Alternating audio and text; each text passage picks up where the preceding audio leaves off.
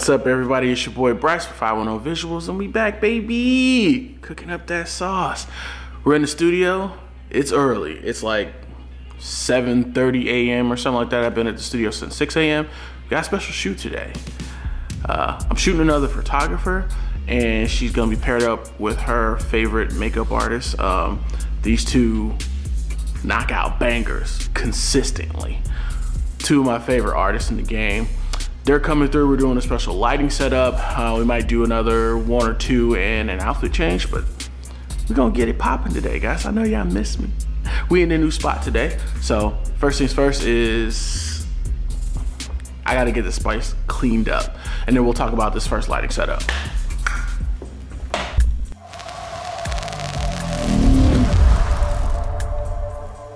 Yay! All right, guys, so here is the background setup for the first look. And I'm just gonna use this white wall and my brick wall. I'm not really gonna use any natural light, so I may end up covering my window, but what we're gonna do is we're probably gonna shoot at like this angle right here.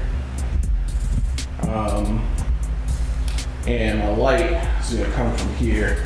All right, so I got this set up, this inspiration for this setup from a photographer that I follow on YouTube named Nathan Elson.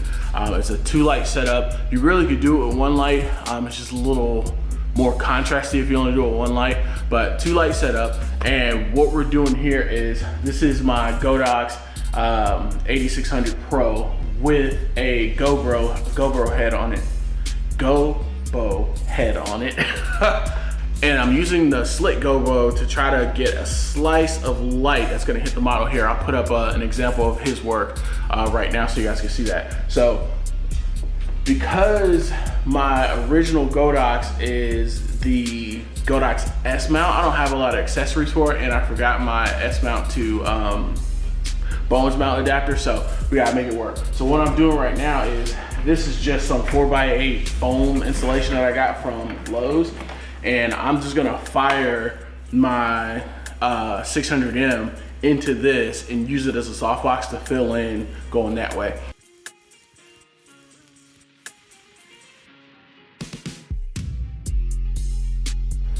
So the idea is to get the model to stay in this sliver of light. This is gonna properly expose. The rest of this is gonna go into a dark shadow. Now, my light is probably 15 feet away to give me enough length on my strip to give me what I'm looking for. But basically, I want her to be able to put her hands up and be at the top of the light. So I'll make some adjustments. Kaci's a little short, so don't tell her I said that. But I'm gonna make that adjustment here, and then out here, when I blast my original 600 onto the 4x8 sheet of installation, it's gonna do a general fill.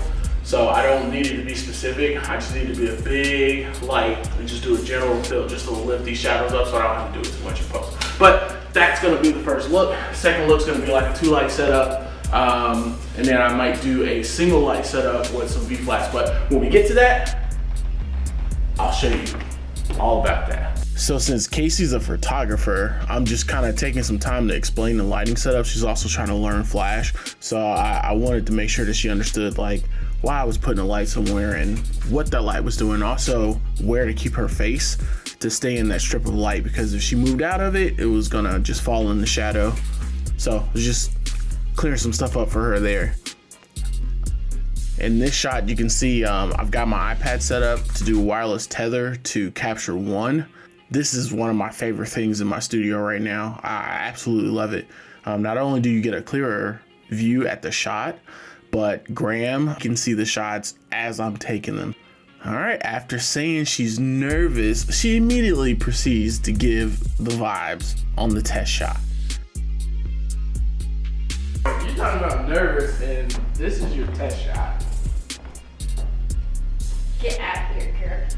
No, I look at an organized person. Who is she? Who is she? So I just showed her that, give her a little bit more confidence in what we're doing, and then we get to work. I love having a great makeup artist on site during the shoot because they can fix things that I don't have to fix in post, and they can see things that I don't see while I'm shooting.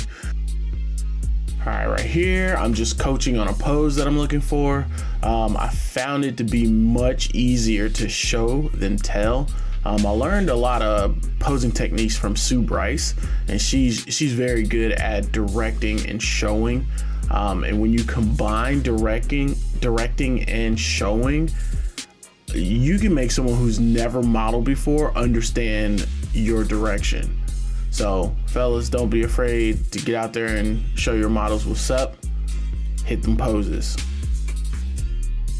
All right, next I'm just changing my position and shooting kind of straight on from the same spot that the lights are on, just to try to get a different look out of this lighting setup before we move on to the next one.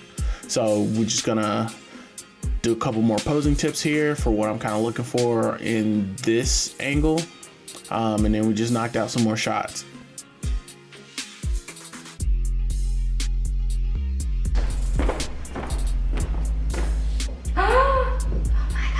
They're so freaking good.